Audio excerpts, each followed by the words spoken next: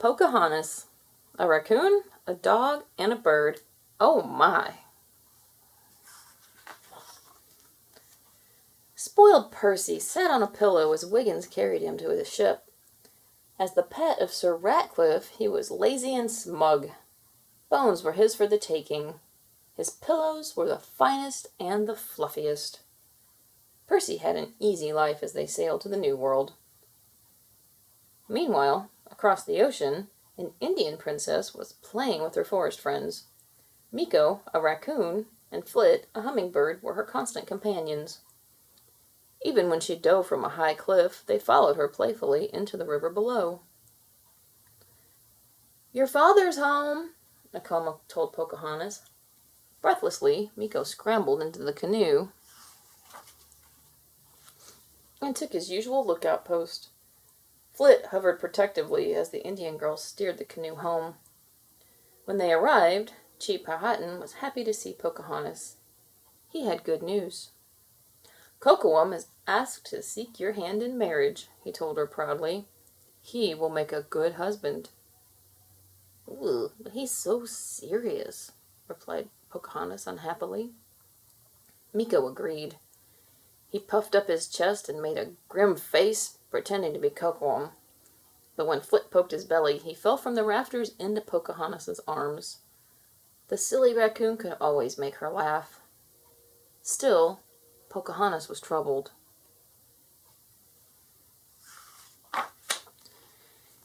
She thought that the dream giver must want more for her than marriage to the unsmiling Kocoum.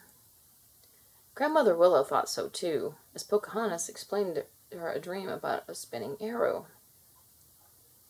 "It is pointing you down your path," the wise tree spirit told her. "If you listen to the spirits around you, they will guide you." As Pocahontas wandered through the forest, Meeko and Flit followed. They were met with an unexpected sight, a large boat with sails that Pocahontas mistook for clouds. One of the white men was already ashore, exploring the forest. They had never seen anyone like him. Pocahontas was curious as she hid behind some bushes, but Meeko followed his stomach. He scurried toward the strange man and poked his nose in the stranger's bag. "Is this what you're looking for?" asked John Smith. He handed the raccoon a biscuit. Meeko nibbled happily. Flit, on the other hand, was worried about Pocahontas. He poked at the newcomer, trying to make him leave. But Pocahontas didn't want him to go away. Pocahontas felt that John had a good heart. As they got to know each other, she showed him how the land and water, the people and animals were all connected to one another. They followed a bear and listened to the wolves. They ran among the trees and meadows and swam with the otters. John Smith was fascinated with all that Pocahontas had to teach. Meeko was fascinated with John's bag. He was greedy for more biscuits, but found a compass instead.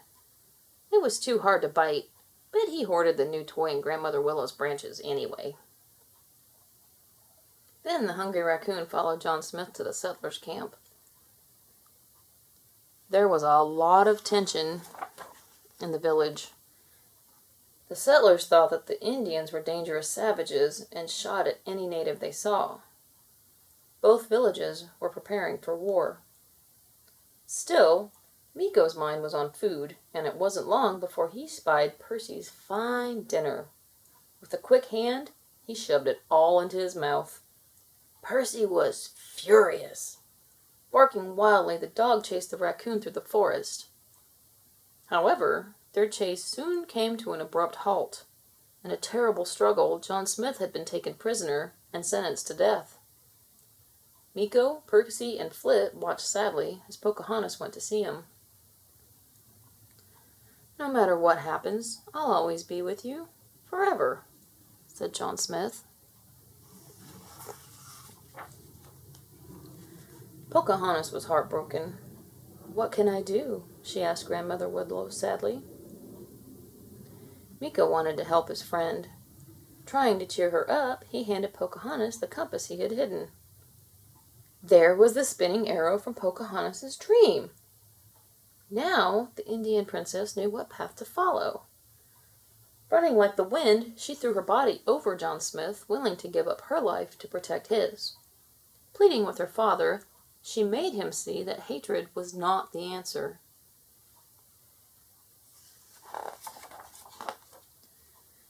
Chief Powhatan laid down his weapon, but Ratcliffe had fired his gun. "No!" yelled John. He jumped in front of the Indian chief, taking the bullet himself. John would have to return to London to be healed, and Pocahontas was sad to see her friend go, but she was consoled to know that he was responsible for keeping the peace between the people.